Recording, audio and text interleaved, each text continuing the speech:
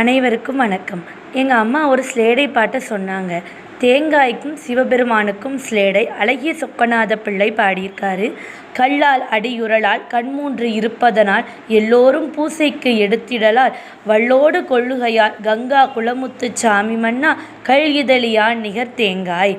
கல்லால் அடியுரலால் அதாவது இங்கே சிவபெருமான் கல்லால மரத்தின் கீழே இருப்பதை சொல்கிறாங்க.